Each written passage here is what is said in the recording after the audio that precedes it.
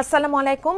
রায়কা আল হোসেন স্বাগত জানাচ্ছি এনটিভি দেশের খবরে। ক্রাউন সিমেন্ট শিরোনাম দেখছিলেন, এবার চলুন পুরো খবরে। সাংবাদিক দম্পতি সাগর রুনি হত্যা মামলা তদন্ত শেষ করতে আরও 6 মাস সময় দিয়েছে হাইকোর্ট।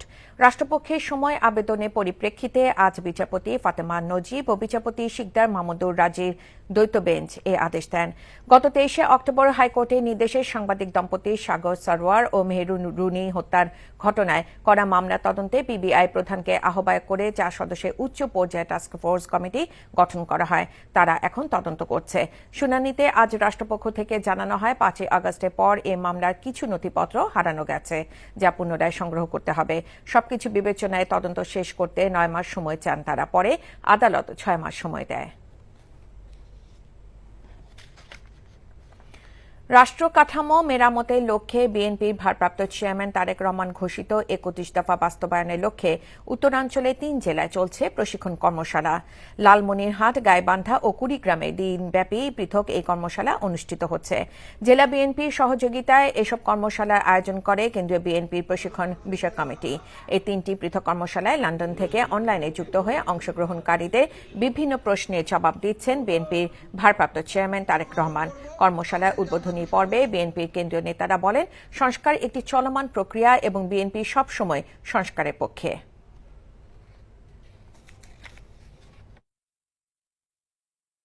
প্রশ্ন রাখতে চাই, সেটা হচ্ছে যে ধর্মীয় স্বাধীনতা এবং তাদের সর্বোচ্চ নিশ্চয়তা প্রদান বলতে রাষ্ট্রের যে মৌলিক অধিকারগুলো থাকে, সেগুলো সকল ধর্মের মানুষ সম অধিকারের ভিত্তিতে নিশ্চিত বা কার্যকর ভূমিকায় ভোগ করবে, এটা যেমন নিশ্চিত করা আছে আপনার এই দফাতে। এর ভিতরে আমার আরেকটি প্রশ্ন হচ্ছে যে বাংলাদেশের হিন্দু, বৌদ্ধ, খ্রিস্টান, ক্ষুদ্র নৃগোষ্ঠী এবং মুসলিম সম্প্রদায় সহ নানা জাতিবর্ণের মানুষ বসবাস করে। এখানে সংখ্যাগরিষ্ঠ মুসলিম সম্প্রদায় ব্যতীত হিন্দু, বৌদ্ধ, খ্রিস্টান এই সকল জাতিগোষ্ঠী থেকে আমাদের বাংলাদেশ জাতীয়তাবাদী দল এবং এর বিভিন্ন সহযোগী সংগঠনে তাদের পদায়ন এবং নেতৃত্বের ক্ষেত্রে আপনার বেশি বেশি অংশগ্রহণ করানোর জন্য আমাদের দল আসলে কীরকম কার্যকর পদক্ষেপ গ্রহণ করবে বা করছে। ধন্যবাদ মাননীয় চেয়ারম্যান মহোদয়। ধন্যবাদ তোমার। দেখো ভাই, তোমার প্রশ্নের মধ্যেই তোমার উত্তর বোধহয় রয়ে গিয়েছে। তোমার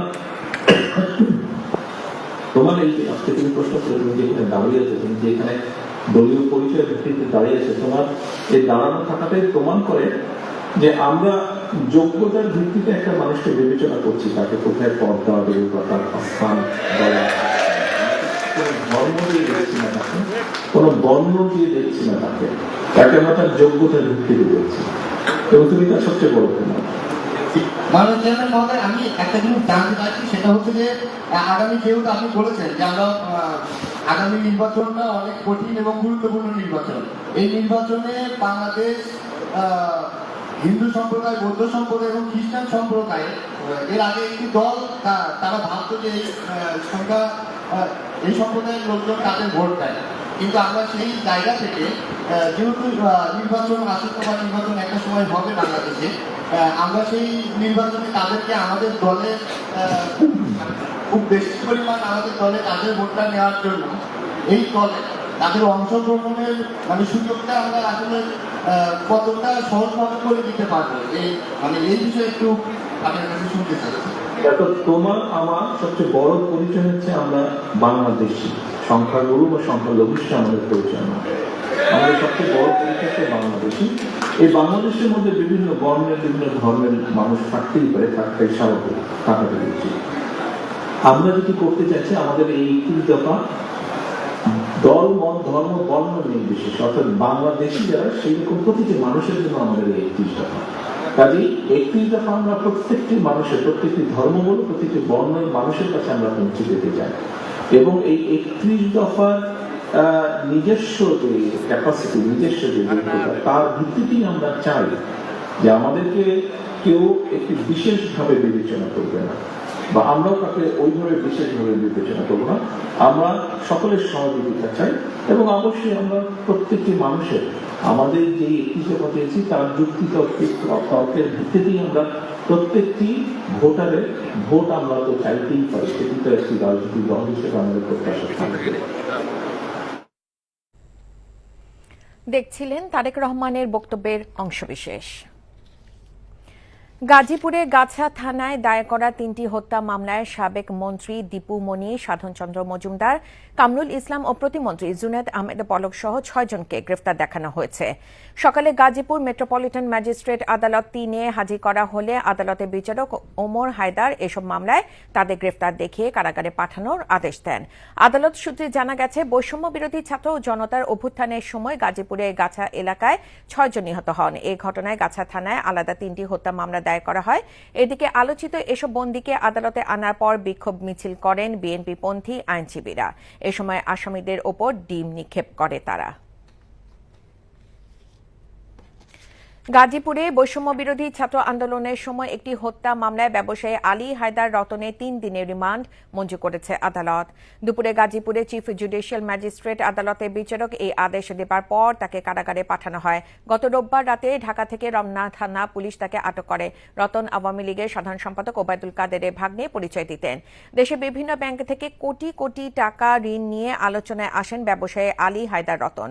গত 5 আগস্ট বৈষম্য বিরোধী ছাত্র আন্দোলনের নিহত ঘটনায় শ্রীপুর থানায় তার বিরুদ্ধে হত্যা মামলা করা হয়। খুলনা প্রকৌশল ও প্রযুক্তি বিশ্ববিদ্যালয়ের ভিসি প্রফেসর ড মোহাম্মদ মাসুদের পদত্যাগের 1 দফা দাবিতে শিক্ষার্থীদের আমরণ অনশনের 25 ঘণ্টা অতিবাহিত হয়েছে। দীর্ঘ সময় না খেয়ে থাকায় আন্দোলনরত 32 শিক্ষার্থী ক্রমান্বয়ে দুর্বল হয়ে পড়েছেন। তাদের মাঝে 4 জন বাড়ি ফিরে গেছেন, আরেকজনকে হাসপাতালে ভর্তি করা হয়েছে। এদিকে শিক্ষার্থীদের অনশন ভাঙাতে তৎপর রয়েছে বিশ্ববিদ্যালয়ের ছাত্র কল্যাণ দপ্তর। আলোচনার মাধ্যমে সমস্যার সমাধানের চেষ্টা করে যাচ্ছেন তারা। সোমবার পূর্ব নির্ধারিত ঘোষণা অনুযায়ী আন্দোলনরত শিক্ষার্থীরা দুর্বার বাংলা পাদদেশের সামনে সড়কে জড়ো হয়। পরে বিভিন্ন বিভাগে 32 শিক্ষার্থী আমরণ অনশনে অংশ নেয়।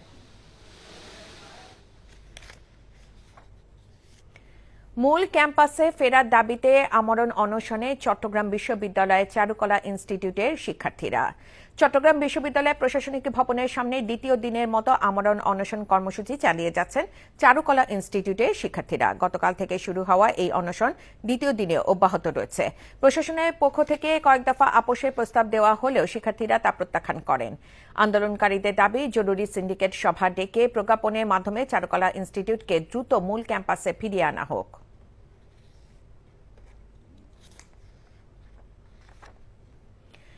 কেঁচো সারের পর বায়োগ্যাস প্লান্টে সফল হয়েছেন ফরিদপুরের তানিয়া পারভিন। ফরিদপুর শহরতলির কোমরপুরে বায়োগ্যাস প্লান্ট তৈরি করেছেন তিনি। এখন তার প্রতিষ্ঠান থেকে প্রতিদিন উৎপাদন হয় 100 ঘনফুট গ্যাস। 7টি পরিবারকে এই গ্যাস সরবরাহ করা শুরু হয়েছে।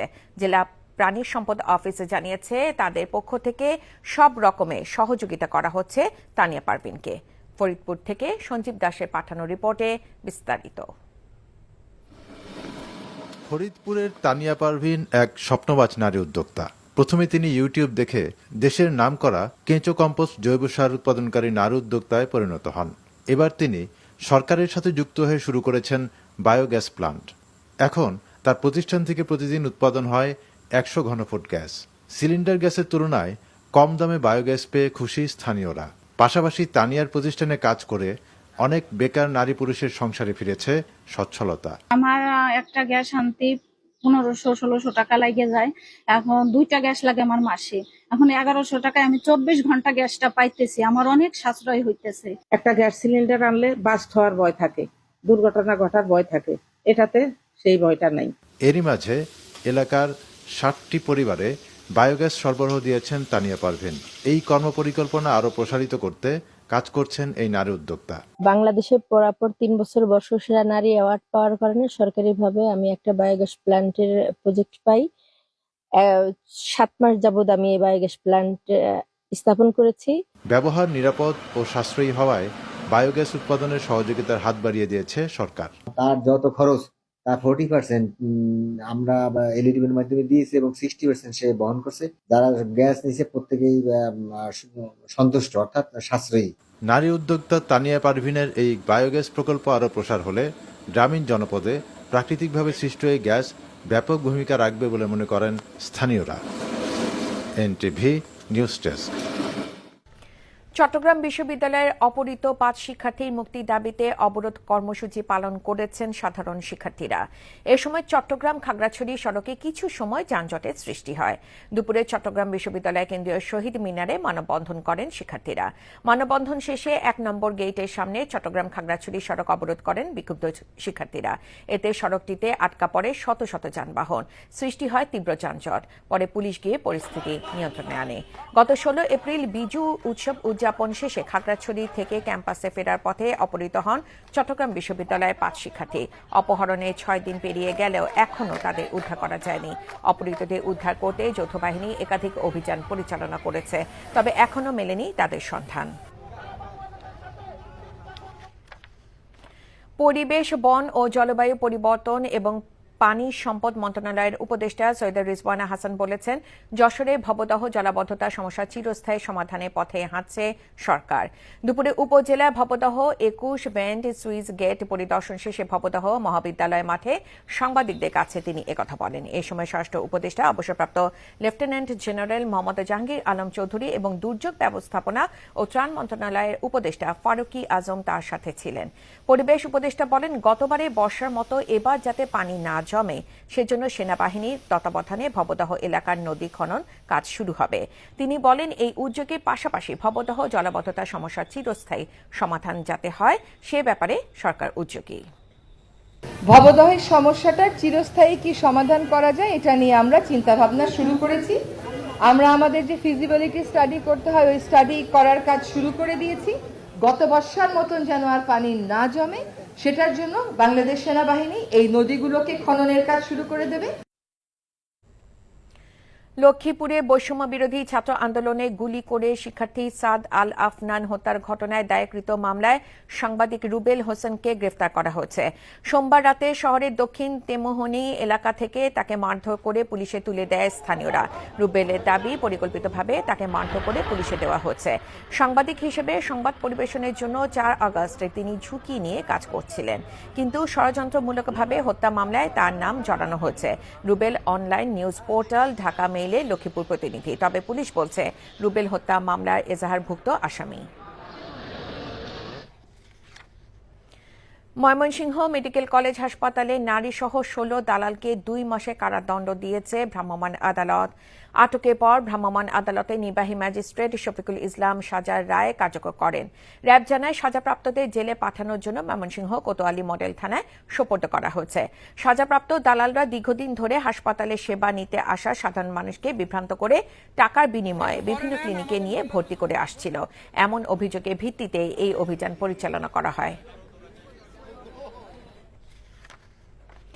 25 এপ্রিল চট্টগ্রামের ঐতিহাসিক লালদিঘি ময়দানে অনুষ্ঠিত হবে আব্দুল জব্বারের বলি খেলা। 116তম আয়োজনে এবারও প্রতি বছরের মতো থাকবে 3 দিন ব্যাপী বৈশাখী মেলা। দুপুরে লালদিঘি পারস্থ সিটি কর্পোরেশন হলে বলি খেলা উপলক্ষে সংবাদ সম্মেলনে সার্বিক প্রস্তুতি সম্পর্কে জানান আয়োজকরা। এবারে বলি খেলা সুষ্ঠু ও সুন্দরভাবে সম্পন্ন করতে চট্টগ্রাম জেলা ক্রীড়া সংস্থার সাবেক সাধারণ সম্পাদক ও বলি খেলার প্রধান বিচারক হাফিজুর রহমানকে আহ্বায়ক এবং মরহুম আব্দুল জব্বারের নাতি শওকত আনোয়ার বাদলকে সদস্য সচিব করে 11 সদস্যের একটি কমিটি গঠন করা হয়েছে। শিক্ষার্থীদের যাতায়াতে দুর্ভোগ কমাতে জাহাঙ্গীরনগর বিশ্ববিদ্যালয়ে চালু হল পরিবেশ বান্ধব শাটল বাস সার্ভিস। দুপুরে পুরনো রেজিস্ট্রার ভবনের সামনে এই সার্ভিসের উদ্বোধন করেন উপাচার্য অধ্যাপক ড মোহাম্মদ কামরুল আহসান। এ সময় উপস্থিত ছিলেন পরিবেশ বান্ধব ইলেকট্রিক যান প্রস্তুতকারী প্রতিষ্ঠান মা এন্টারপ্রাইজের সিইও মোহতাসিম আল রাফিদ। বেপরোয়া ব্যাটারি চালিত অটোরিকশার ধাক্কায় গত বছরের 19 নভেম্বর বিশ্ববিদ্যালয়ের মার্কেটিং বিভাগে 53তম ব্যাচের শিক্ষার্থী আফসানা করিম রাচির মৃত্যুর পর বিশ্ববিদ্যালয় কর্তৃপক্ষ বিকল্প হিসেবে পরিবেশ বান্ধব এই শাটল বাস সার্ভিস চালু করেন। আন্তনগর ট্রেনের দাবিতে লালমনিরহাটে পাটগ্রাম রেল স্টেশনে অনির্দিষ্টকালে রেলপথ অবরোধ কর্মসূচি দ্বিতীয় দিনের মতো চলছে। আজও বন্ধ রয়েছে বুড়িমারি লালমনিরহাট রুটে ট্রেন চলাচল, ফলে জেলা শহরের সাথে 4 উপজেলার রেল যোগাযোগ বিচ্ছিন্ন হয়ে পড়েছে। তবে লালমনিরহাট থেকে রাজধানী সহ বিভিন্ন গন্তব্যে ট্রেন চলাচল স্বাভাবিক রয়েছে। এদিকে লালমনিরহাট বুড়িমারি রুটে ট্রেন চলাচল বন্ধ থাকায় জেলার বুড়িমারি স্থলবন্দর সহ পাটগ্রাম, হাতীবান্ধা, কালীগঞ্জ ও আদিতমারি উপজেলার সাধারণ যাত্রীরা পড়েছেন চরম বিপাকে। বাধ্য হয়ে অনেকে ব্যবহার করছেন বিকল্প যানবাহন। এতে বিভিন্ন রাজনৈতিক দল সহ স্থানীয়রা একাত্মতা প্রকাশ করেছেন। গতকাল একই দাবিতে বুড়িমারি লালমনিরহাট মহাসড়কে পাটগ্রামে 5 ঘণ্টা অবরোধ করা হয়। নারায়ণগঞ্জের ফতুল্লার একটি ভবন মালিককে 2 লাখ টাকা জরিমানা সহ 4টি ভবনে বিদ্যুৎ লাইন বিচ্ছিন্ন করে দিয়েছে রাজুক। সকাল থেকে রাজুকে নির্বাহী ম্যাজিস্ট্রেট শিলাব্রত কর্মকারের নেতৃত্বে অভিযান চালানো হয়। রাজুক কর্মকর্তারা জানান, রাজুকে অনুমোদন নিয়ে ইমাম হোসেন একটি বহুতল ভবন নির্মাণ কাজ করছেন, কিন্তু বাড়ির মালিক নকশা বহির্ভূতভাবে বেশ কিছু অংশ নির্মাণ করেন। রাজুকে ভ্রাম্যমাণ আদালত ও সরজমিন পরিদর্শন করে বর্ধিত অংশ ভেঙে দেয়। একই সাথে নকশা বহির্ভূত কাজ করায় ইমারত আইন অনুযায়ী 2 লাখ টাকা জরিমানা করা হয়। এই সময় নকশা বহির্ভূত কাজ করায় ওই ভবনে বিদ্যুৎ সংযোগ লাইন বিচ্ছিন্ন করে দেয়া হয়। দিনাজপুর শহরের পুলহাট এলাকার একটি চাতাল থেকে 1200 বস্তা পচা গম জব্দ করেছে জেলা প্রশাসন।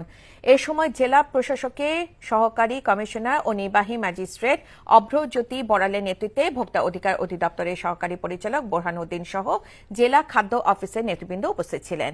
জব্দ করা 1200 বস্তা পচা গম চাতালে শুকানোর সময় জব্দ করা হয়।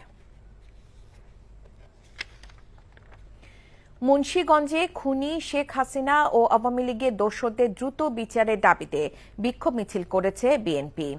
দুপুরে নিমতলা শিকদার মার্কেট থেকে বিক্ষোভ মিছিল ঢাকা মাওয়া রোডে বিভিন্ন রাস্তা প্রদক্ষিণ করে।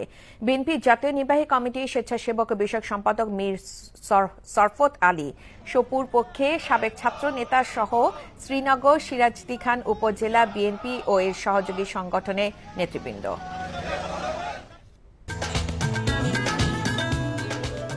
এই ছিল দেশের খবরে। এই খবরের ভিডিও সহ আপডেট জানতে ভিজিট করুন এনটিভি অনলাইন www.ntvbd.com। এছাড়াও এনটিভি জনপ্রিয় সব অনুষ্ঠান ও খবরের আপডেট জানতে ভিজিট করুন আমাদের ইউটিউব ও ভেরিফাইড ফেসবুক পেজ। 6টায় ইভিনিং নিউজ দেখার আমন্ত্রণ রইল। ধন্যবাদ সবাইকে।